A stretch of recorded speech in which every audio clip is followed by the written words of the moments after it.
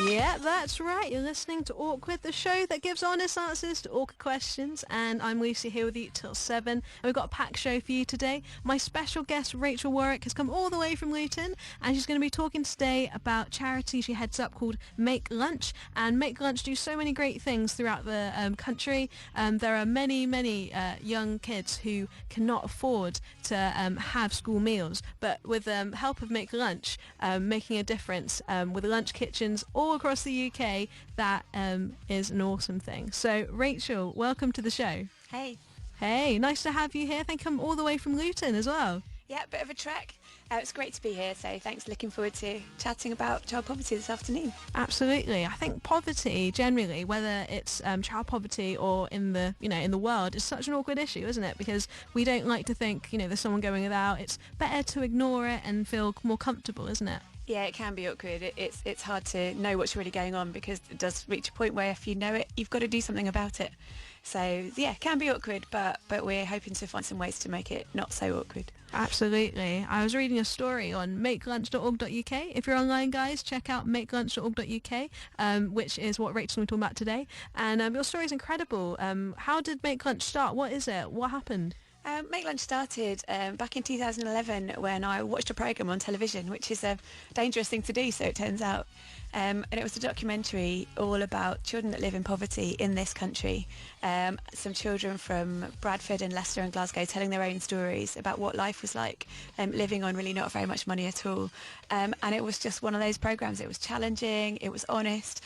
And once I'd seen it, once I knew that there was this problem in this country right on my doorstep, I couldn't do nothing about it anymore.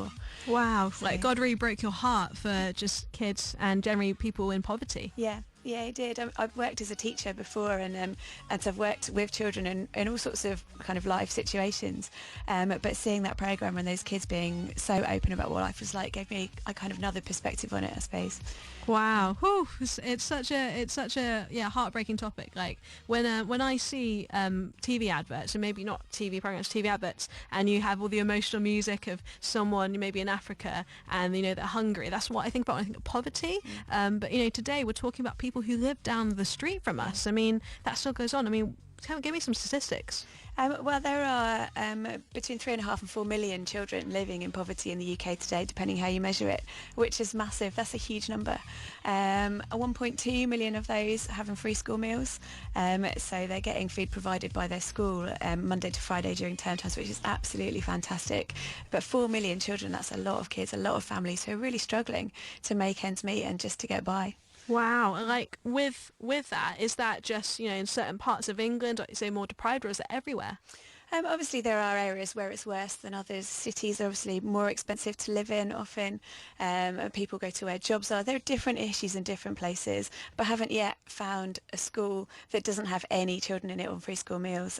So tune in and correct me if I'm wrong, but I do think there are elements of it everywhere. Wherever your church is, there'll be families not that far away who could really do with some support. Wow, and you meet so many young families actually on a regular basis through what you do, Make Lunch.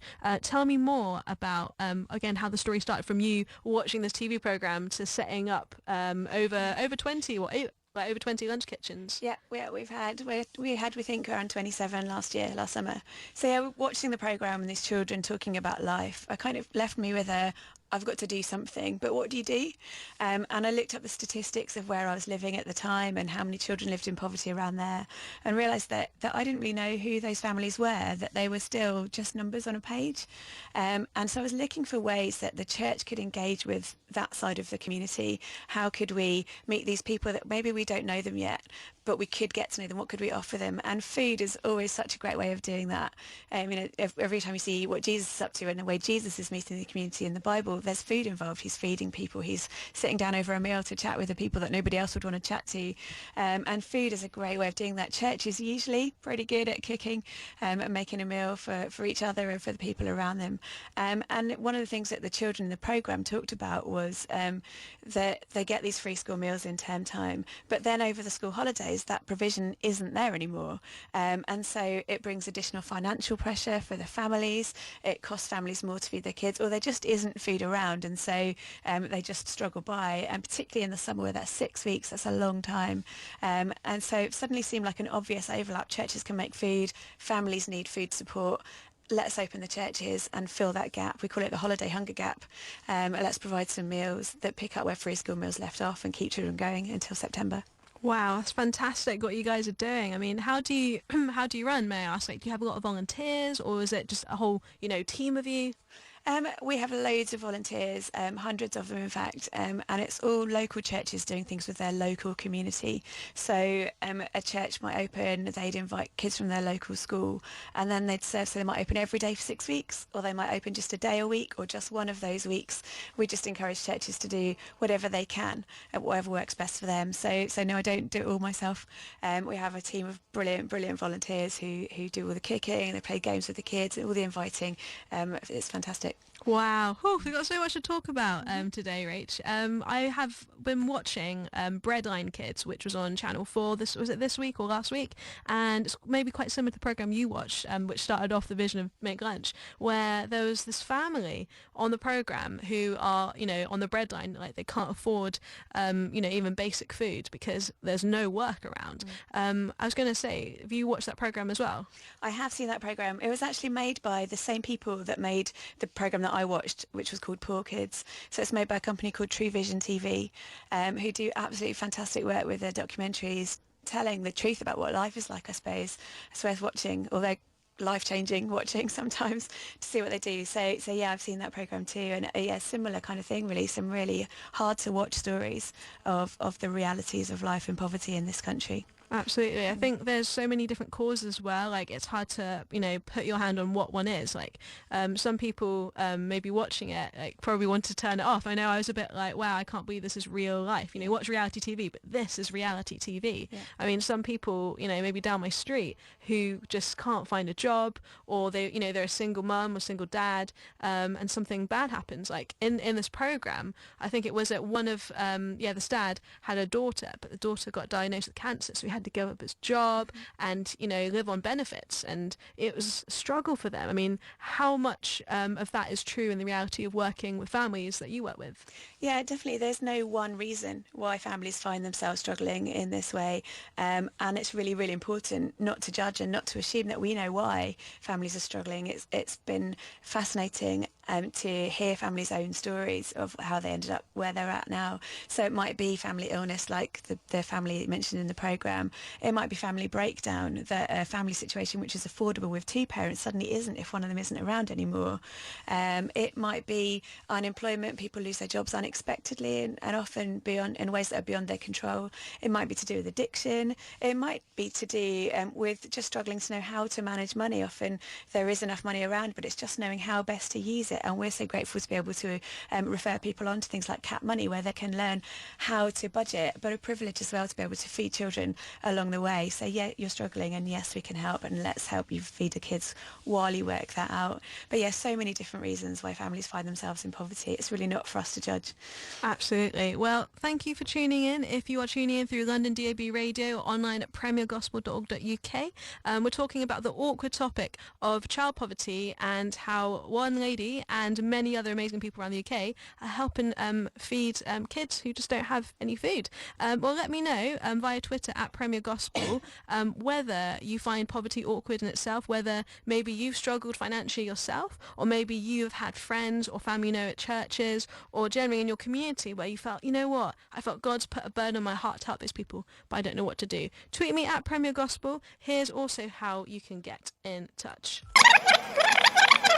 According to some recent research undertaken by Oxfam and Church Action Poverty, two great charities, it has been calculated that over 20 million meals were given to people in food poverty, and that's in the UK, in this country. Wow. So Rachel Warwick is from Make Lunch, and she's my special guest today. She's talking about how God broke her heart for people living in poverty who can't afford food, and how God has gone on to Make Lunch. So Rachel, give a recap to people who've just tuned in. What is Make Lunch? Make Lunch is a really simple idea that churches could open up during the school holidays to provide meals for the children that rely on the free school meals during term time. Simple as that, really. Wow. Whew. I looked on the website actually, all these statistics, Oxfam, and they did a report recently, and they said in the seventh richest country in the world, it's crazy how there are still people going hungry. Apparently, in Spain, 118,000 tons of supermarket food is donated to people who are struggling to afford meals, and in the UK, it's only 5,900 tons. And I know Spain obviously is a bigger country than England, but what are your thoughts on that? Um, well, I think for a start, it's great that that much was donated in this country. That's a great start. And there's always going to be more that we can do. I think the work that food banks are doing is absolutely fantastic. And we see all sorts of stories in the media and stuff like that of what a difference it's making to people to have that provision, that when you're right at the end of your resources, you've got nothing left. There's somewhere that you can go to get food that you need. And it's brilliant that those things are available. Now, wouldn't it be amazing if in 5-10 years' time, charities like Food Bank and Make Lunch and others had worked ourselves out of a job, that we wouldn't be needed anymore? That would be my aim. That given the current situation of poverty, yeah, we'd love to see more food being donated, but ultimately I'd love to see things tackled a bit more at the root of these situations so that we didn't need to donate that food anymore, that people could actually look after themselves. Let's work towards an end to poverty rather than a higher provision for poverty. Absolutely. Whew. Well, I was going to say there's a lot of people who would say, that's great what you're doing, Rachel. You're helping people who are in need and hunger. But what about just people who just can't be bothered to get a job? I mean, surely they're just going to be scrounging off you, being freeloaders. What would you say to them? Well, I think it's a little bit different for us because we work with children. So it's hard to ignore a child who's hungry. A child that comes along to a club for food in the summer holidays probably needs it in some way or other. And we would say that the meals that we give at Make Lunch are not be all and end all, that it's the beginning of a relationship between those volunteers who are usually church people and the families in the community. So bring your children along for food, get to know the volunteers can get to know the parents, and you learn about that family situation, about how they came to hear about Make Lunch, about what their day-to-day situation is like, whether they've got jobs, whether they can actually afford to feed their families. There's as many different stories for that as there are children who come along, and we encourage our volunteers to work with them to help to find ways out of the poverty situation, to find ways to sort out their debt problems if it's about debt, to sort out addiction if it's about addiction, to sort out benefits. Sometimes benefits are delayed or disrupted for whatever reason, and to help them to work out why that might be. And so always looking to find the root causes of the problem and to help families, whatever their situation is. And if that plays out sometimes as that they might be seen as being freeloaders, perhaps they didn't quite need the provision. To be honest, there's usually something where people need help, where communities and churches can get involved and support each other. Wow, well, I think that's a brilliant answer, that, because you must get that a lot of time, a lot of criticisms maybe like, oh, why are you doing this? Like, people should go out and get jobs. But like we said before the break, we're watching that program Breadline Kids, that was on Channel 4 last week. There's so many people who actually are in areas where they actually can't find a job because there are no jobs. If it was that easy as just go out and get a job, then people would. Exactly. And many of the families we meet are you'd be out of a job, which would be good for you. That's being, And it's also true that for many people on kind of basic wage level jobs, they can't afford to make ends meet. Even with that wage, they do have jobs. They're working as hard as they can. It's still not enough. There are still things that we can do. And it's crazy that, like, even working, like you said, one job, two jobs, and you can't afford to feed your whole family. That's just, it's tragic, isn't it? But I think it's really important, as in, following God, that we don't feel guilty about this. We don't go, oh no, let's have a little, complex about it. It's actually saying, look, how can we help people practically? Yeah. How can we be Jesus' hand and feet? So what's a typical day in the Make Lunch world? Well, it would depend what time of year. So a typical day for us in the school holidays would be that Steph, who's our kitchen networks coordinator, and myself have a list of which kitchens are open that day. So we'd be checking in with the volunteers, making sure they're okay, to give them an encouraging message in the morning, doing a lot of media to get our stories out there. And then the kitchens open their doors, they feed kids, they feed, most kitchens would feed maybe up to 20 kids a day when they're open, and then we check in with them again afterwards to see how it went, talk about what happened, and more the next day. So school holidays are quite busy with that kind of thing, making sure our kitchens are open and got the resources that they need, and checking in with that stuff. In between the school holidays, it's a different kind of story. It's much more about doing things like this, really talking about Make Lunch and what we do, in the hope that more people will do it, sharing the story, working on our resources to make sure we're providing the best that we can for our kitchen. So what recipes could we be advising? How can we help them find funding? How can we link them up with local people who can provide food for them? How can we do more of what we do, and how can we do it better? Wow. And I'm going to say with food, recipes, what is the favourite meal, would you say, in different lunch kitchens? Um, One of the favourites would be pizza. Kitchens just love to get kids involved with the cooking. We encourage that as well, that the kids go away not only fed, but having played a part in creating their own food, understanding what goes into it. So lots of our kitchens do pizza making days, where the kids get given pizza bases and then whatever ingredients they want to put on top of. In fact, if you watch our video on makelunch.org.uk, you can see some of the kids in our Middlesbrough kitchen making pizza for lunch that day. And the kids love that. There's nothing more satisfying than eating a meal that you've prepared yourself. Absolutely. I think that's a bonus, is that you're teaching kids actually how to cook for themselves, and that it can be fun. You know, it doesn't have to just be something you do. So that's brilliant. I'm going to have to put a bookmark on this conversation just because got to play a few songs and come back after the break. But afterwards, it'd be great to chat more about some stories of everyday people you meet. Awesome. Cool. Well, if you're listening, guys, let me know how your Sunday is going, whether you're having a great Sunday, and it's even better because you're listening to Rachel's story, Make Lunch. Let me know if you ever had any experience of lunch kitchens, or maybe there's a local food bank down the road from you. Maybe your church is involved in one. Give me, your opinions and your comments, your tweets. This is how you can get in touch.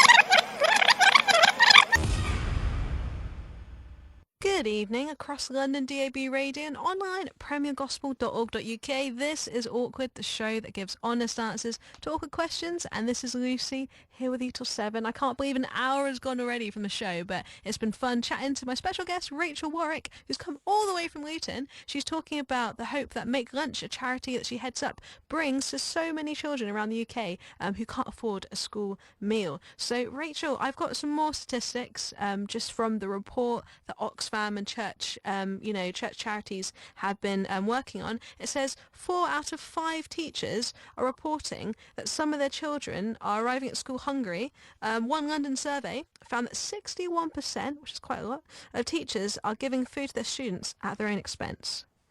Yeah, it's massive, isn't it? I think we just take it for granted. Those of us who didn't have that experience of school kind of don't really think about the fact that some children might go to school without having had breakfast, and that teachers will be needing to feed the kids before they can carry on with the day.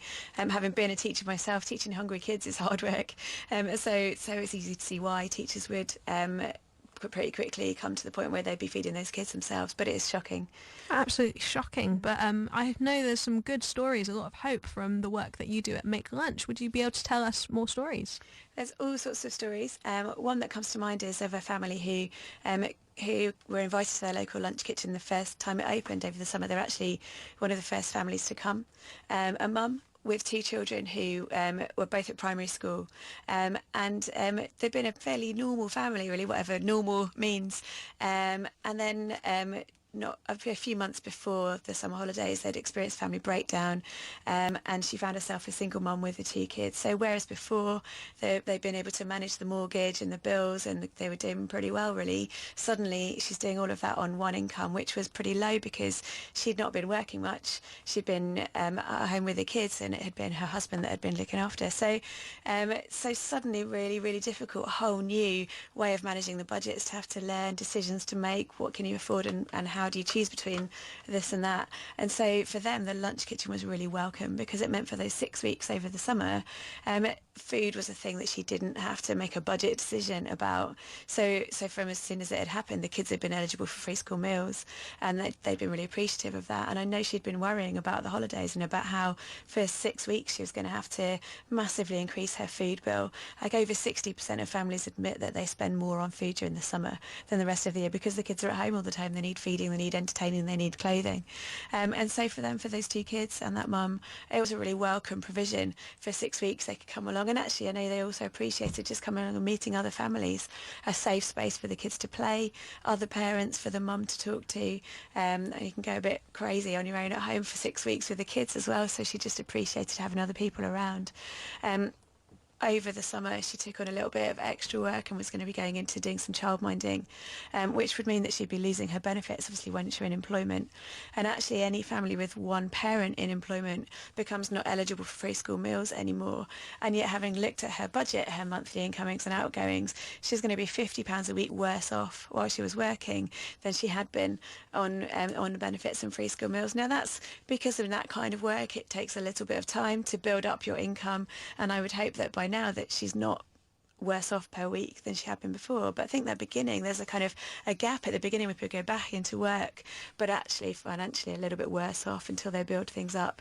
But I know she was therefore disappointed not to be eligible for the lunch club anymore, and it ended up with her and her daughter, who's an older teenager, coming back the following summer and volunteering and helping out to continue the provision for other families, because they'd appreciated it so much for themselves that they wanted to be able to join the team and to give back, because they knew what it was like for other families. So great story really, because it's moved on to the next stage where they're now helping to serve meals for people in similar positions to themselves. That's incredible, Rach. That's amazing to hear that. You said it is a cycle of, just complete generosity of saying, you know what, I want to help you, but actually they want to give something back too. And, they can relate to that person. It's not like they're just distant and far away. They know what it's like not to have as much food as, we should have really. So with Make Lunch, you've grown from how many lunch kitchens now when you first started to 2014? The very first year we had 3. So in 2011 we had 3 lunch kitchens, so 300 meals between them in the first summer holidays, which was just the most exciting summer holidays ever. Last year we had 27 active.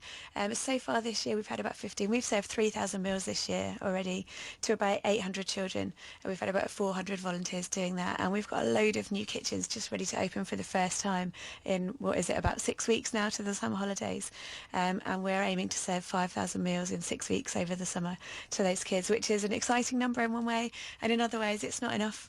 We'd love more. We'd love to be in a position where every child who needs it could access a lunch kitchen in their community in the holidays. So many volunteers as well. Like, how do you get people on board to just work with you? So much of it is about telling stories, being here and being able to talk about what we do and the difference it makes. It catches people's attention that it's such a complex problem and it's such a simple idea working towards a solution. I think people hear it. I hope people hear it and think, I can do that. And if you're thinking that now, we can help you to work out how to get it involved in your community, and just helping people to get started. And so we tell the story as much as we can, wherever we can, in the hope that people will be inspired to do the same thing where they are. Yeah, I think poverty generally is just something, we find awkward, hence you being on the show, but also it can seem such a big problem. We sometimes think, it's too overwhelming, I can't do anything. What would you say to people who say that? I think it is easy to be overwhelmed. To hear that there are 4 million children in poverty in the UK is overwhelming. That's a massive number of children. It's definitely too many. But what we encourage is to find your bite-sized way. That 4 million children is too many. I don't think anybody could feed that many children every day. But what could you do? Could you feed 10 children? Could you feed 30 children? Maybe you couldn't do 5 days a week for 6 weeks because that's quite a lot, but perhaps you could do 1 week, or perhaps you could do 1 day a week for that time, or even just a couple of days, knowing that if you do something, then you've started to make a difference. That if you look at it all and say, it's too much, I can't do any of it, then you haven't made any difference at all. And so we would encourage people to find what you can do and not to be overwhelmed by the rest. Let's not worry about the others. If you're feeding 20 children, that's fantastic. Let's not worry about the other children that need feeding just yet. Let's work on feeding 20. Maybe next year you could feed 40, maybe the year after 60, and to let it grow, but to start with what you can do and do it well, rather than to be worried about what you can't do. Absolutely, looking at what you can do rather than what you can't do. Wise words there from Rachel Warwick in Make Lunch. I think Mother Teresa said something great, hasn't she? She said, you might not be able to do great things, but you can do small things with great love. Yeah. So if you're listening online, premiergospel.org.uk or London DAB Radio, let me know what your favourite school meal is, if you're still at school, or if you did go to school maybe many moons ago. Let me know what was your favourite school meal. We're going to be discussing that after a few songs. I've put up the question on our Facebook and Twitter. Check out facebook.com/Premier Gospel, like our page, and just get tweeting as well at Premier Gospel. We'll be back after these songs. Call 020 7316 0101. Text Gospel to 66777 or tweet at Premier Gospel. Oh yeah, This is Premier Gospel Music for Life, and you're listening to Awkward, the show that gives honest answers to very awkward questions. So I have Rachel Warwick here, and we're having a great time chatting about the great work of Make Lunch. So Rachel, we had some great stories before the break about, what God's doing through Make Lunch. Have you got any more stories you'd like to share with the people? Always, we've got loads of stories. There's a lunch kitchen up in the Midlands who open every school holiday, which is absolutely fantastic. And they had a family turn up relatively late one day over the Easter holidays, and so it was quite late towards the end of the session, and this boy is about 10 turned up with his dad, and they fed him and gave him the meal that they'd prepared that day. I think it was sausages and mash and roast butternut squash or something yummy like that, and as they got chatting with the dad, it turned out that was the first food that child had had all day. For a 10-year-old boy, so waited till kind of fairly late lunchtime just because there simply wasn't any food in the house. And I don't know that family story yet. I don't know why they were in that situation, but the team were just excited to be able to feed him. Obviously it's sad, it's shocking that the child is in that situation, but a privilege to be able to serve and help as well. But they were also able to package up the leftovers, the rest of the stuff from the kitchen that wasn't going to be served, and send it home with the family to feed older siblings, to give them a bit more for the rest of the day, and to welcome them back, to start to build a relationship and get to know that family on following days for the holidays as well.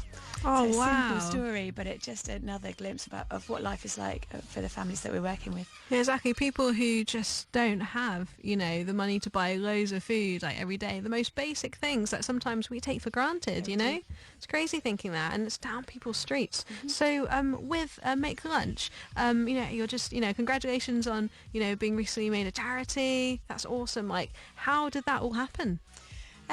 Well, charity registration is just a load of admin and form filling, to be honest. So we've done a lot of that, and we were grateful to have been part of another charity along the way. The Grassroots were our umbrella charity when we first got started, but we're also part of a charity network called the Cinnamon Network, which is a fantastic network of Christian social action charities. There are 26 recognised social action projects, so that's as well as ourselves.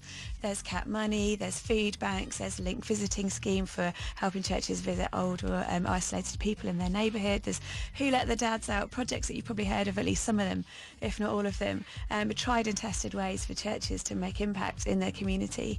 And so it's been fantastic for us to be a part of that. They've helped us with all sorts of things, with our strategy, with our charity registration, with all sorts of things that when you start a charity by mistake, like we did, you really do need access to people who know what they're doing to help you get stuff sorted out. So it's been brilliant to be a part of them, and we'd really recommend, if you're in a church, you're thinking, I want to make a difference in my community, go to the Cinnamon Network website, which is cinnamonnetwork.co.uk, and have a look at some of the project videos there to get some ideas. It might be about food poverty, like Make Lunch, but it might be about debt help, it might be about family breakdown, it might be about loneliness and isolation, it might be about health, all sorts of things that you can do, and you'll know that the projects there are projects that work. There are more stories like the ones I've just told you about the ways that those projects help in your community, and also the million-dollar question that everyone's asking, information about how you can get funding for those things too. Wow, well, shout out to Matt Bird and everyone involved in the Cinnamon Network. It's incredible, the work that they're doing. And like you said, it's not just with food poverty, but it's other things as well. Yeah. Great projects. So Rachel, with, your Make Lunch kind of vision, what's the next step really? Is it just to grow and just feed as many people as possible? That's definitely part of it. We would love to see more kitchens open. We're excited to see more just opening in July this year. We'd love to see more across the country. I think, like I said earlier, we would love for every child who needs it to have a lunch kitchen on their doorstep. So that's definitely part of the plan, would be to see more churches engaging with what we're doing. But also we recognise that what we're doing shouldn't exist. We shouldn't be needed. And so while we're feeding kids, we're also talking to families, we're talking to schools, we're hearing stories and just trying to understand more and more why this is happening, so that we can go back to the government and to social services, to local councils as well as Parliament here, and to be saying, right, this is the situation, this is why, these are our recommendations for how this should change. We would love to not exist in 5-10 years' time because we didn't need to. So actually we would like it to be the case that children don't need free school meals because family are able to feed themselves. But until they do, we'll keep feeding them. Absolutely. And what do you think about maybe people who say, you know what, it's great what you're doing with the food banks, and, you know, like you said, we're talking about the Trussell Trust, actually, great charity, shout out to them, and with Make Lunch. It's great you're feeding kids and things, but like what makes it different from just any other kind of place? Like, you know, you guys are Christians, like what's the difference? Obviously, we call ourselves faith-based, but not faith-biased. So we would say that our provision is there for anyone who needs it. We don't ask any questions when you come through the door. So it's not a kind of you've got to come to church or you're not getting your dinner kind of thing. That's really not what we're about. And I think that this is a responsibility that everybody has as humans. You know, if you're a human being and the person sat next to you is hungry and you've got food, surely it's human nature to share it, I would hope. But I do think the church has a responsibility to do this. That Jesus told us to love our neighbour. Jesus fed people when they were hungry. Jesus had compassion on the people because they were hungry. As Christians, we should be doing this. And so that would be our encouragement really to the church. If you know that there are hungry people in your neighbourhood, you have a responsibility to feed them. Wow. Whew, wise words there. Hey, I think it's true. Like, we could be doing more, but I think it's excellent what God's doing through you guys. And even the stories you were sharing, you know, before the music, I love that. Have you got any other stories you'd love to share? Yeah, there's another family, a single mum again, although it's not just about mums. There are plenty of dads that are fighting this too, who brings her 3 kids to their local lunch kitchen every holidays. 2 of her kids have their birthdays in the school holidays, so the kids have their birthday party at lunch kitchens too, with birthday cakes and stuff, loads of celebration and fun. And she would tell you all sorts of things and the ways that the lunch kitchens made a difference for them as a family. There's the food side of it, which is, I think, the obvious thing. The kids are getting fed. But there's all sorts of things as well. She would tell you that her son really struggled with his confidence, and that being around other kids and playing with other kids during the holidays has really helped him. In fact, we took him to a parliamentary afternoon tea and we asked him what he loved about lunch and we couldn't stop him from talking. So that's a child with improved confidence, I think. It's also given the mum confidence that she got involved with helping. She went and did a basic food hygiene course, and having done that has been able to sign up for basic English and maths refresher courses so that when her youngest child goes to school she can get a job as a TA. So she would say that being at lunch has given her the confidence to do that. She's got involved with helping so much that when the kitchen coordinator from that group had to take a bit of time out to do her exams, it was this mum that ran the kitchen for the week over half term because there were people who needed feeding and she knew how to do it by then. That's increased confidence for her as well. And she would tell you that she wouldn't let her kids go hungry, that she's a great mum with those kids. She would go out without food herself before she saw her kids go hungry. And so, you know, as well, that feeding the children in the holidays probably means that she's getting better fed as well because the food provision is there for the children, so she can afford to maybe spend a little bit on food for herself too, which is an awful situation to be in. But to know that we've been able to help that family in so many ways is encouraging, and I'm sure that there are similar stories with others that we haven't talked to in such detail yet as well. All those stories we haven't heard. Wow. I think also the amazing thing about sharing those stories on radio is powerful because it turns statistics, numbers that we said at the beginning of the show, to real people with real stories. Yeah. And that's what it's all about. So if you're listening across London DAB Radio, online at premiergospel.org.uk, on your phone app as well.